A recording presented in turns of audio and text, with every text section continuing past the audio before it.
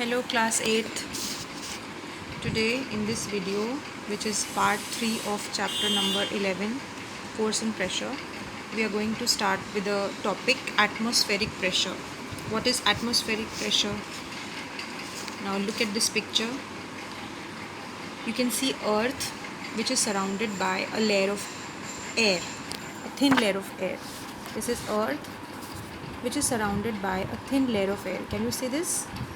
And this air, we are living just below this layer of air. So what happens that this air presses us with a force, and that force is equal to that exerted by the mass of 1 kg on every square centimeter. This is called the atmospheric pressure. That means the pressure exerted by the layer of air on us, which is equal to the mass, equal to the force exerted by the mass of 1 kg on every square centimeter, is called atmospheric pressure. Now you will say that we don't feel it. According to this definition, our palm, this is our palm is nearly 100 square centimeter. So according to this definition, our palm must feel a pressure of 100 Newton or 100 kg exerted by 100 kg. 100 kg में जितना weight होता है वो हमारे palm पर हमको feel होना चाहिए according to this definition. But we don't feel it. Why? It is because that हमारे palm, the force acting exerted within the palm is also the equal is always equal to the atmospheric pressure, which balances the force due to the atmospheric pressure, and that is why we don't feel it. So how do we know if we do not feel it? How can we say that this much pressure is acting on everything on which is present on the earth?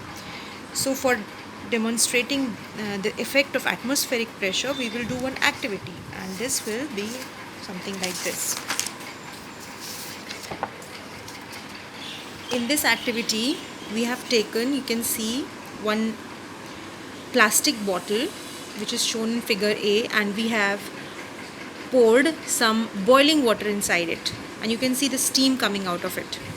So when this steam is coming out of the water, which is expelling most of the air from inside the bottle, जो ये steam निकल रही है वो इसमें से सारी air को अपने साथ निकाल के बाहर ले जा रही है.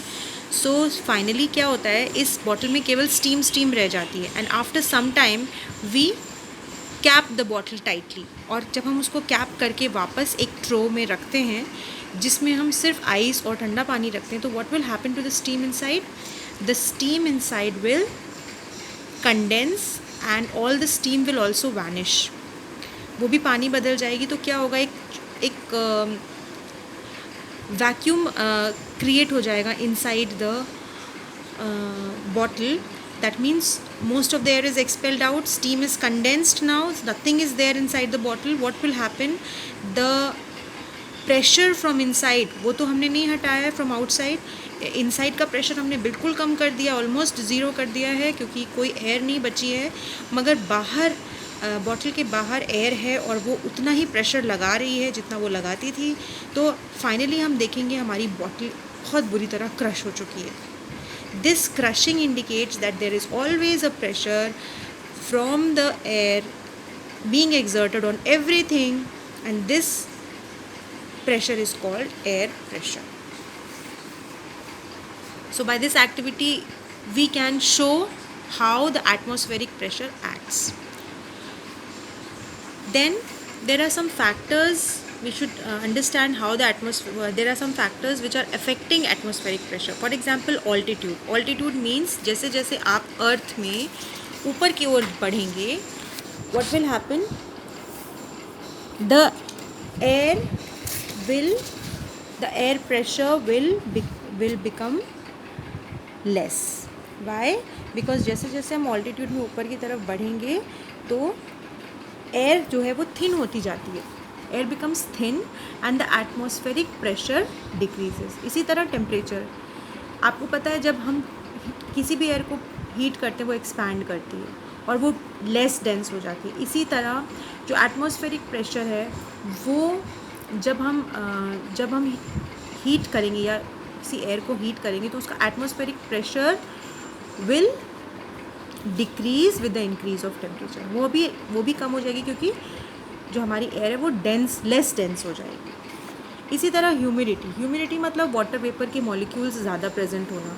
तो आपको पता है वाटर वेपर के मॉलिक्यूल्स एयर के मॉलिक्यूल्स के कंपैरिजन में लाइटर होते हैं। तो एयर जितना हम प्रेशर डालेगी, एयर के मॉलिक्यूल्स जितना प्रेशर डालेंगे वाटर के मॉलिक्यूल्स उतना प्रेशर नहीं डालते। तो जैसे जैसे वाटर वेपर के मॉलिक्यूल्स बढ़ते जाएंगे एयर में, एयर प्रेशर या एटमॉस्फेरिक प्रेशर हमेशा कम होने लगेगा। Therefore humid air is having less air pressure than dry air. Okay, now we will come to the applications. Day to day life में बहुत सारी चीज़ें ऐसी होती हैं जो हम एयर प्रेशर से रिलेटेड कर सकते हैं, जैसे कि जब हम सी की बात करते हैं and when we go to the bottom of the sea, the pressure is much more than near the surface.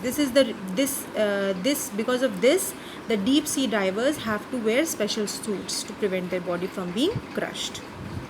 इसी तरह इस तरह का हुक आपने देखा होगा, इसको बोलते हैं सक्शन हुक या प्लास्टिक सक्शन हुक बोलते हैं, और ये टाइल्स पे लगाया जाता है या फिर विंडो पेन्स में लगाया जाता है, जिस पे उस पर वो स्टक अप रहता है. Why this happens? Because of air pressure. I'll explain you in this. Whenever we put this in a window pane, on a window pane, or on a tile, what we do, we press this, and when we press this plastic suction, the air is expelled out. Air निकल जाती है बाहर. जब air बाहर निकल जाती है तो इसके ऑपोजिट साइड पर एयर क्या होगी, बहुत कम होगी, और उसका एटमॉस्फेरिक प्रेशर बहुत कम होगा, क्योंकि एयर ही कम है तो एटमॉस्फेरिक प्रेशर भी कम होगा. मगर जो एयर आउटसाइड है इस सक्शन हुक के, वो ज़्यादा है और एटमॉस्फेरिक प्रेशर भी ज़्यादा है, जिसकी वजह से ये इसको हमेशा पुश करता रहेगा फर्मली ऑन द टाइल. इसी तरह एक और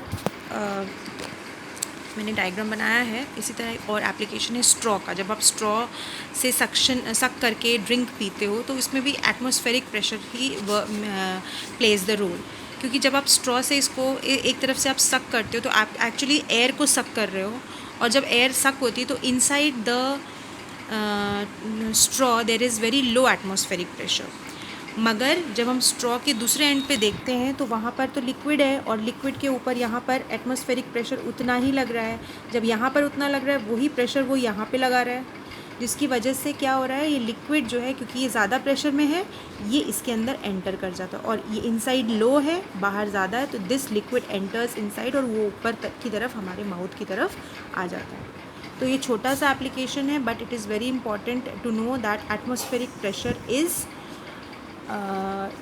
working in this. Third example is like the syringes. You must have seen syringes. जब हम syringe को जब हम इसमें मेडिसिन भरने के लिए इसको वॉयल में डालते हैं तो वी स्ट्रेच इट, हम उसको पुल आउट करते हैं, और पुल आउट जैसे ही हम करते हैं तो आपने देखा होगा यहाँ पर एक गैप बन जाता है, और इस ये जब गैप बन जाता है तो ऑब्वियसली यहाँ पर एटमॉस्फेरिक प्रेशर कम हो जाता है, और बाहर जिस वॉयल में ये रहता है वहाँ पे एटमॉस्फेरिक प्रेशर ज़्यादा होता है, तो वहाँ से मेडिसिन, वो एटमॉस्फेरिक प्रेशर मेडिसिन को पुश करता है. Due to this atmospheric pressure only the medicine is pushed inside the syringe.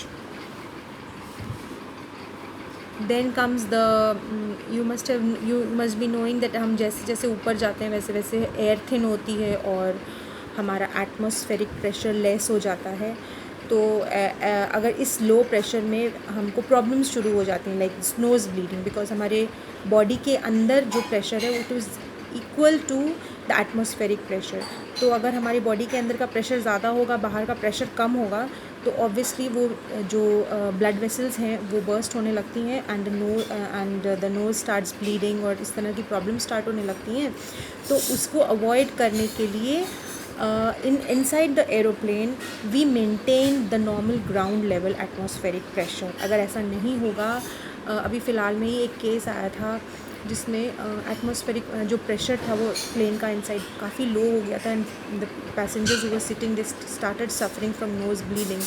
This is because of that, because ऊपर एटमॉस्फेरिक प्रेशर बहुत लो होता है. तो we have to maintain the ground level atmospheric pressure inside the aircraft or inside the aeroplane. So this chapter is done, and I have given some new questions in the assignment. You have to do those questions, and in the next class I'm going to send you the solutions of all the questions answers. So you can check your answers whatever you have written, and you can correct them if they are not appropriate. Okay, so thank you.